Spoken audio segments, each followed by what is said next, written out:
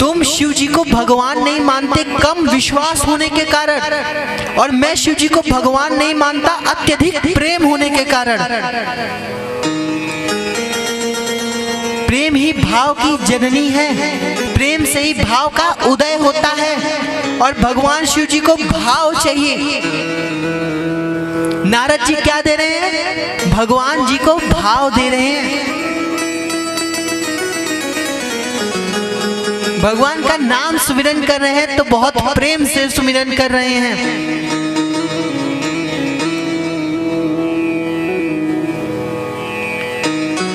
उनकी तपस्या पूरी हुई। जैसे ही तपस्या पूरी हो गई, तुरंत शिवलोक जाते हैं। तुरंत शिवलोक जा करके देख रहे हैं कि भगवान शिव जी शांतकारम शिखर शयनम देवस्य देवय महादेवम भुजेंद्रहारम त्रिलोकम श्री विश्वनाथम नमस्तुभ्यम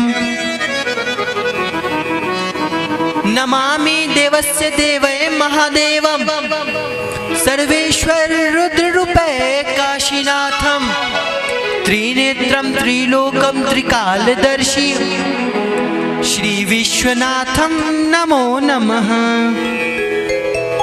भगवान शिव जी अपने शांताकारम, अपने शांत होने के स्वभाव में बैठे हुए हैं,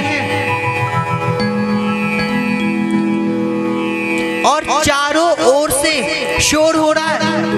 भगवान के भूतगण, भगवान शिव जी के भूतगण, भगवान शिव जी के शिवगण, भगवान शिव जी का बैल आपस में खेल रहे हैं, शोर हो रहा है। माता पार्वती अपनी दासी से बात कर रही है, शोर हो रहा है। गणेश कार्तिकेय खेल रहे हैं, शोर हो रहा है। लेकिन प्रभु का स्वभाव, प्रभु तो चाप खंड में नारे, प्रभु तो चाप खंड में नारे, देखिए लोग सब भय सुखारे, देखिए लोग सब भय सुखारे।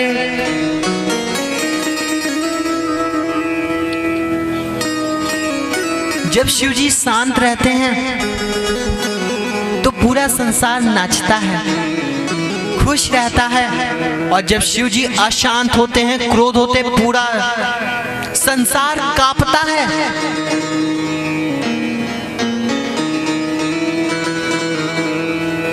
नारद जी आए, नारद आ रहे हैं, सब जगह शोर हो रहा है। नारद को देखते ही सब शांत।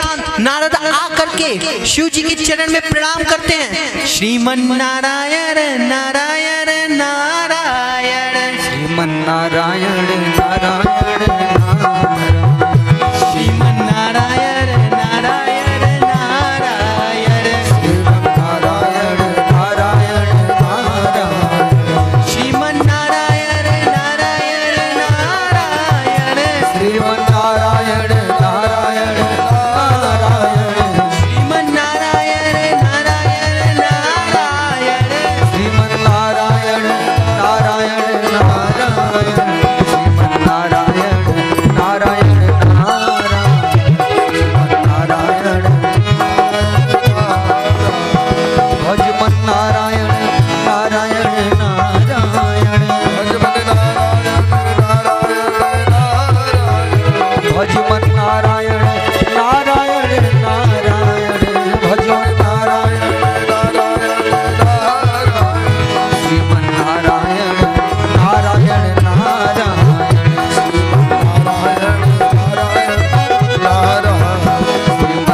नारायण नारायण नारायण,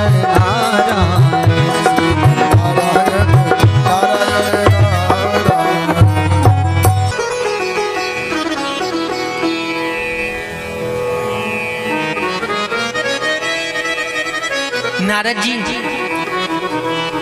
भगवान शिव के पास गए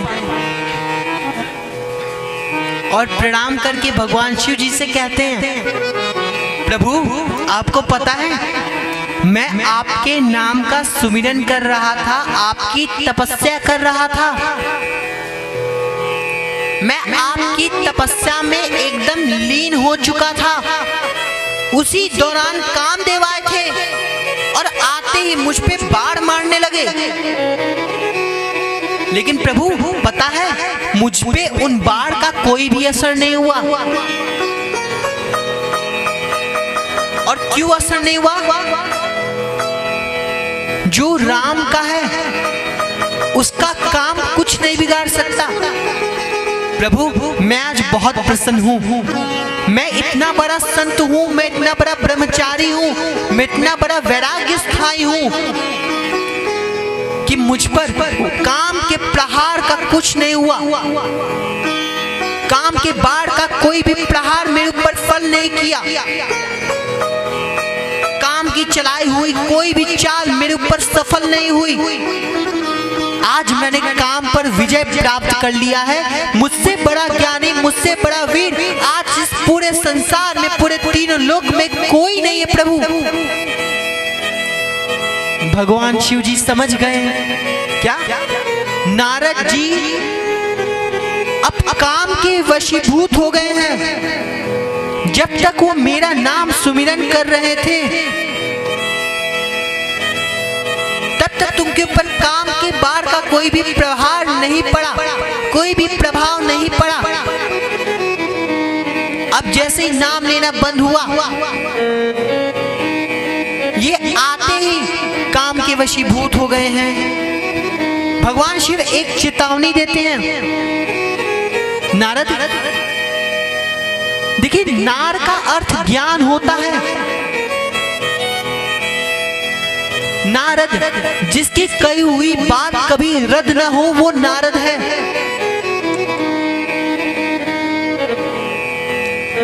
शिव कहते हैं, शिव जी चेतावनी देते हैं, तुमने मेरे समक्ष तो कह दिया कि मैंने काम पर विजय प्राप्त कर लिया, लेकिन यही वाक्य अपने आराध्य भगवान विष्णु जी के समक्ष मत बोलना, वरना अनर्थ निश्चित है।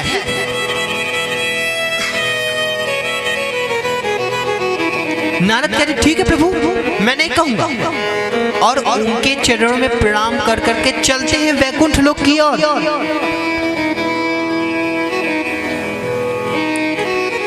और उनको इतने खुशी से जाते हुए देख करके सभी देवी देवताएं विचलित हो जाते हैं कि आज नारद को हुआ क्या है। नारद जाते हैं, देखते हैं कि मेरे प्रभु शेषनाग पर विश्राम कर रहे हैं। जा करके उन्हें दंडवत प्रणाम करते हैं।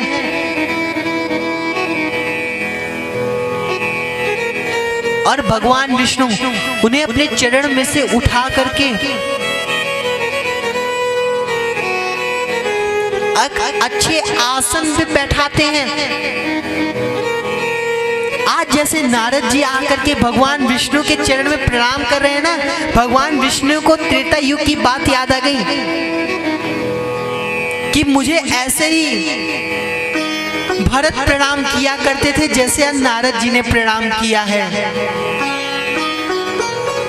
और भरत मुझसे हमेशा कहते हैं सीताराम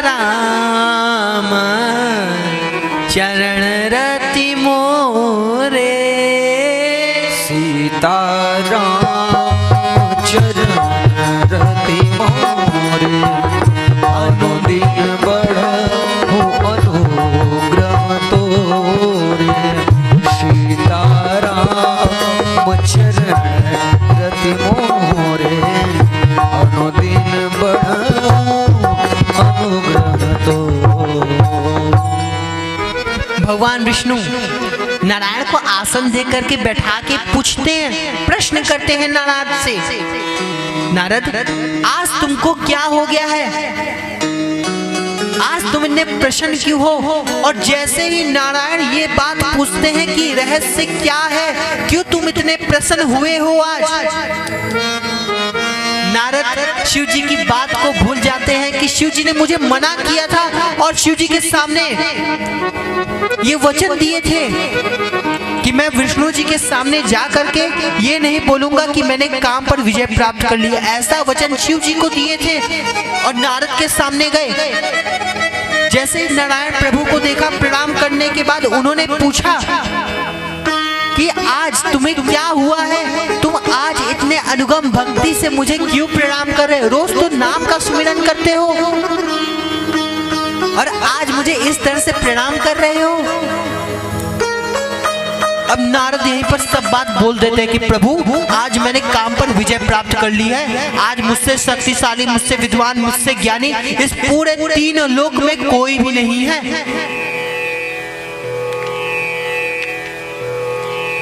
नारायण समझ गए कि आज मेरे एक श्रेष्ठ भक्त भी अहंकार के चंगुल में फंस गया और भक्त का अहंकार मुझे बर्दाश्त नहीं। नारद जी भगवान विष्णु के चरण में प्रणाम करते हैं और प्रणाम करके जा रहे हैं वैकुंठ लोक से। तभी से भगवान शिव जी ने एक माया रची, माया का पूरा एक नगर बना दिया। नारद जी रास्ते में जा ही रहते, तब से पूरा नारद जी के सामने दृश्य है कि पूरा एक नगर है और उस नगर के एक बलशाली एक राजा है जो अपने एक लौती पुत्री का स्वयंवर रच रहे हैं।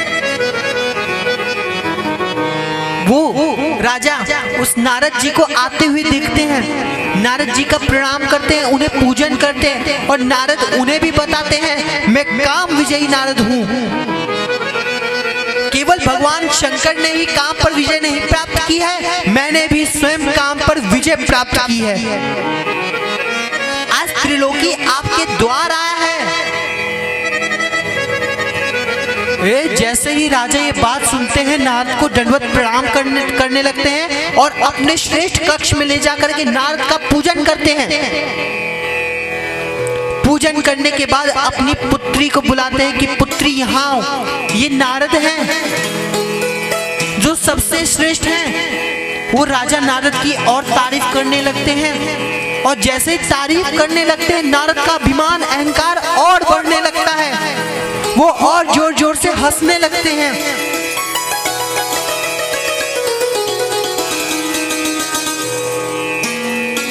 नारद जी हंस रहे हैं और जैसे जैसे उनकी तारीफ होती जा रही, वो हंसते जा रहे हैं और जैसे जैसे हंसते जा रहे वैसे वैसे पूरे नगर के लोग एकजुट होते जा रहे हैं और जैसे जैसे नगर के एक लोग जुट होते जा रहे हैं और उनकी तारीफ होती जा रही है और जैसे और तारीफ हो रही है, नारद और जोर जोर से हंस रहे हैं। तभी से उनकी इकलौती पुत्री जो परम सौंदर्यवान थी वो आती है। परम सौंदर्य एक देवलोक से जैसी परी आ रही, ऐसा नारद को अभिमान हो गया। ऐसा आभास हुआ कि ये कोई साक्षात परी उतर करके, अप्सरा उतर करके, देव की अप्सरा उतर करके मेरे समक्ष आ रही है।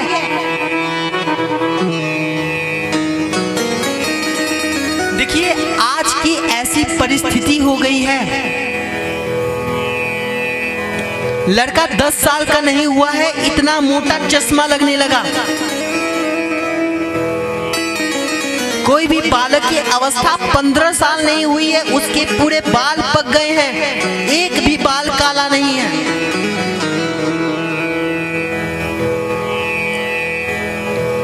किसी भी बालक की उम्र अभी 20 साल भी नहीं हुई है, वो 2 कदम चलता है और हांफने लगता है, दम है ही नहीं। एक जवान लड़का बुजुर्ग होता जा रहा है। ऐसी आज की दैनिक परिस्थिति है।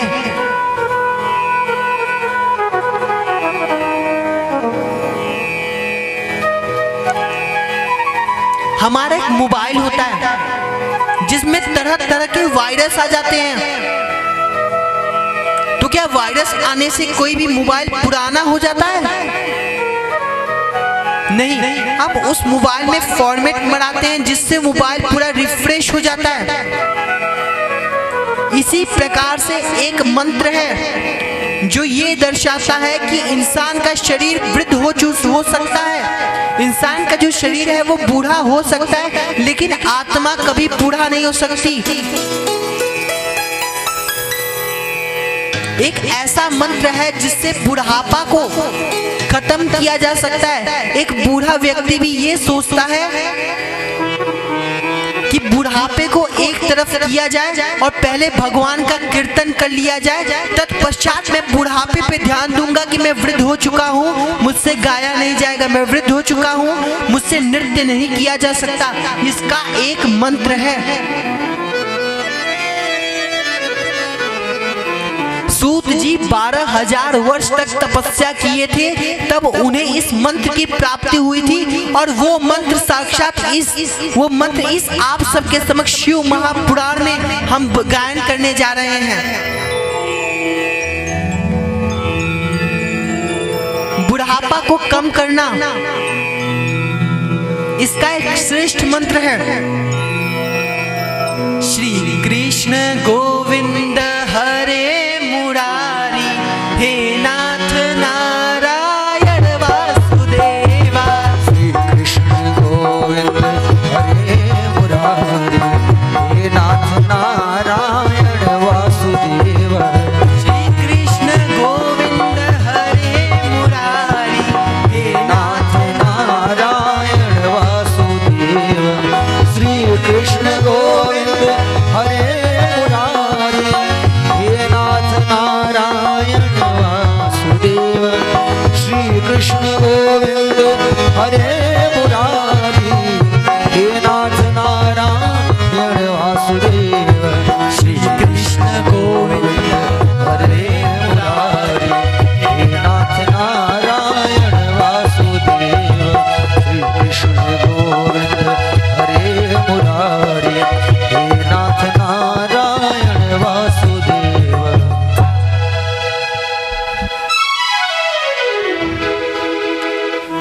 श्रीमद् भागवत महापुराण के 14वें अध्याय में भी इसका वर्णन है। 14वें अध्याय का 3रा श्लोक कहता है,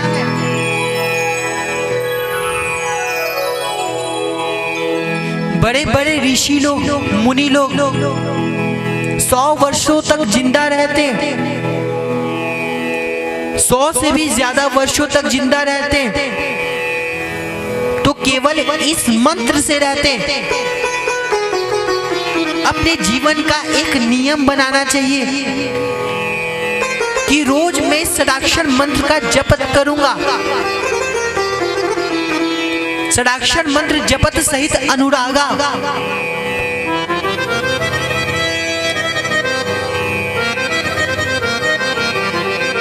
ऐसा नियम बनाना चाहिए।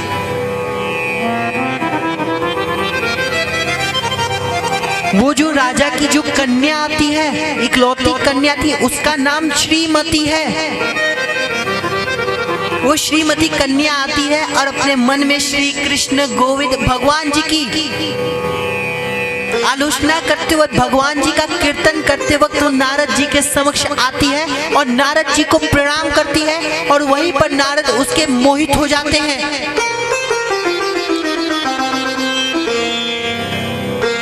राजा आज्ञा देते हैं कि देवर्षि, मेरी इस कन्या का हस्त रेखा देखिए और बताइए ये किस प्रकार के वर का वर्णन करेंगी।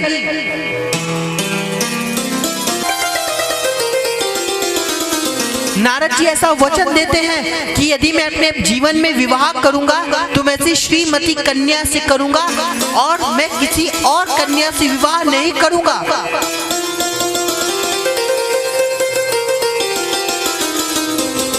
देखिए आज की इस दैनिक परिस्थिति की बात बताएं। यदि आपके मन के आधार पर यदि आपका विवाह हो जाता है तो उस विवाह के पहले जो प्रेम था वो प्रेम का धीरे धीरे पतन होने लगता है। विवाह के पहले आप उससे से, वो आपसे जितना भी प्रेम करता होगा, विवाह के बाद वो प्रेम धीरे धीरे खत्म होने लगता है। इसी कारण कृष्ण जी ने राधा जी से विवाह नहीं किया। क्यों? मैं चाहता हूँ, कृष्ण जी का वचन इस श्रीमद् भागवत महापुराण में है। राधा जी को वचन देते हैं कि मैं चाहता हूँ राधा, तुम्हारा मेरा प्रेम अमर हो, इसी कारण मैं तुमसे विवाह नहीं करूंगा। अपने प्रेम को अमर बनाने के लिए भगवान कृष्ण ने अपने प्यार का त्याग कर दिया और यहाँ पर उन्हीं के भक्त नारद जी श्रीमती कन्या से विवाह करने चले हैं।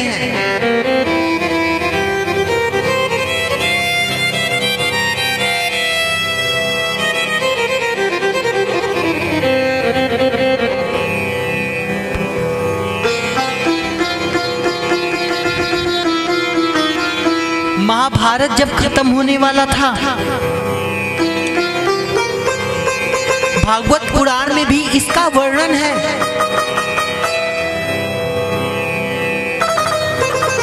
भगवान कृष्ण प्रातः हुआ है और अपने द्वार पे बैठे हुए हैं, अपने झोपड़ी के सामने बैठे हुए हैं। तभी से पांचों पांडव आते हैं। पांचों पांडव भगवान कृष्ण जी से प्रश्न करते हैं, प्रभु इस युग के खत्म होने के बाद जो आने वाला कलयुग होगा वो कैसा कलयुग होगा? उस कलयुग की पहचान बताइए, वो कलयुग कैसा होगा? उस कलयुग में कैसी परिस्थिति होगी? क्या उस कलयुग में भी शिव महापुराण की कथा सब श्रवण करेंगे? शिव महापुराण की रुद्र संहिता में भी इसका वर्णन है।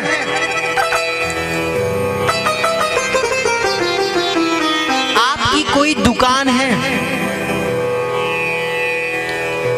आप सुबह उठे, सुबह के सब नित्य क्रम करने के बाद, सुबह का भोजन करने के बाद दुकान पे चले गए और आए रात को विश्राम किया, रात्रि का भोजन किया और जैसे ही प्रातः हुआ फिर से नित्य क्रम भोजन, फिर दुकान। वो आपका कारोबार है, आपकी रोजगारी है। भगवान विष्णु का भी एक रोजगार है। अब भगवान विष्णु का क्या रोजगार है? वो वैकुंठ लोक में रहते हैं, लेकिन उनका पूरा वैकुंठ लोक है, लेकिन वो अपना ज्यादा समय पितृलोक में वास करने में लगाते हैं। भगवान विष्णु का यदि सत्य रूप से निवास देखा जाए तो वो पितृलोक है। क्यों? क्योंकि वो ज्यादा समय वहां पर निवास करते हैं। अब भगवान जब वापिस आए तो माता लक्ष्मी पूछती हैं, यहाँ पर आप सिर्फ मेरे से पैर दबवाने के लिए आते हैं?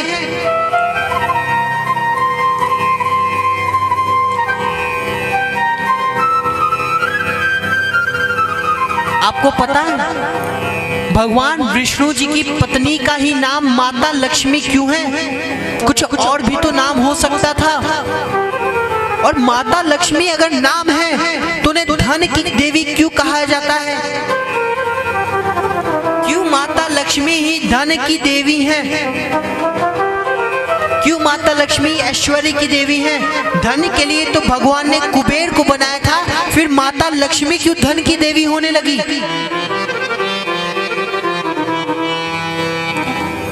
देखिए, मनुष्य के जांग से लेकर के मध्यमिका उंगली तक, पैर की जांग से लेकर के मध्यमिका उंगली तक बृहस्पति का वास होता है और स्त्री की कंधे से लेकर के मध्यमिका उंगली तक शुक्र का वास होता है।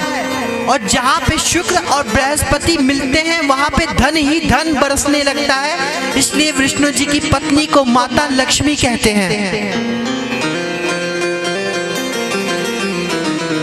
माता लक्ष्मी भगवान विष्णु से प्रश्न करती है कि प्रभु क्यों आप बार बार पितृलोक में जाते हैं? आपका क्या कार्य है वहां पर? जब ये पूरा वैकुंठ लोक आपका स्वयं का है तो आप क्यों बार बार पितृलोक में जाते हैं?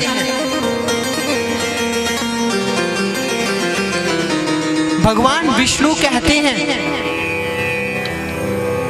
पितृलोक में मेरा केवल एक ही काम है। माता पूछती है क्या? संसार में इस कलयुग में जितने भी लोग शिव महापुराण की कथा श्रवण करते हैं, उनके पितृ, उनके पूर्वज के साथ मैं भी उनके कंधों पर हाथ रख के शिव पुराण की कथा सुनता हूँ। यही मेरा कार्य है।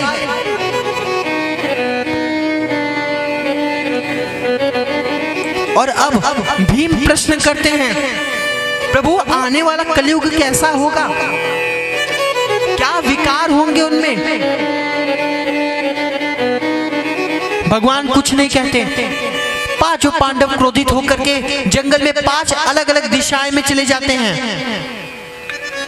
तब से अचानक युधिष्ठिर देखते हैं कि ये एक हाथी है जिसकी 2 सूंड हैं और वो दोनों सूंड से दहाड़ रहा है। ये भयानक दृश्य देख करके युधिष्ठिर दौड़ते दौड़ते दौड़ते अपनी झोपड़ी में आ जाते हैं। नकुल देखते हैं कि ये गाय है जिसने एक प्यारे से बछड़े को जन्म दिया और जन्म देने के बाद उसे चाट रही है। और गाय ने जिस बछड़े को जन्म दिया है उसको चाट रही है, इतना चाट रही है कि चाटने के दौरान उसके शरीर से रक्त बहने लगा। उस जन्म दिए हुए बछड़े का इतना रक्त बहा कि वो बछड़ा पूरा लहूलुहान हो गया और लहूलुहान होने के कारण उस बछड़े की मृत्यु हो गई।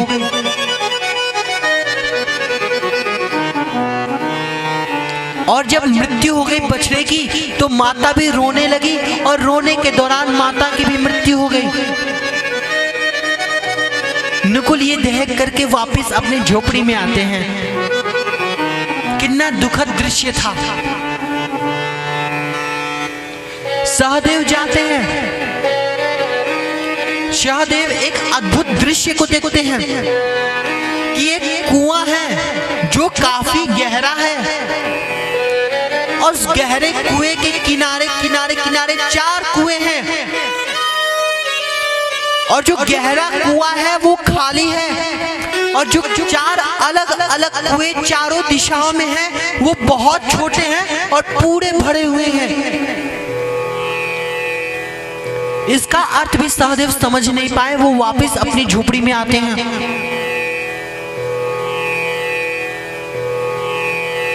भीम जाते हैं। भीम देखते हैं कि एक सुनहरा, एक सौंदर्य, एक आकर्षक पक्षी है जो बहुत ही प्यारा दिख रहा है। और जैसे और नजदीक भीम गए, भीम ने देखा वो पक्षी मांस खा रहा है। भीम हाय हाय कहते कहते अपनी झोपड़ी में वापस आते हैं। अर्जुन पेड़ पे चढ़ करके भोजन के लिए लकड़ी काट रहे होते हैं और भीम देखते हैं कि बड़ी सी चट्टान से एक बड़ा सा पत्थर ऊपर से एकदम तेजी से गिरते हुए आ रहा है। आने के दौरान उस पत्थर पर, उस पर्वत पर जितने भी विशाल विशाल वृक्ष हैं सभी धड़ से अलग हो जा रहे हैं। वो पत्थर आ रहा है, सभी वृक्ष को अलग करते जा रहा है।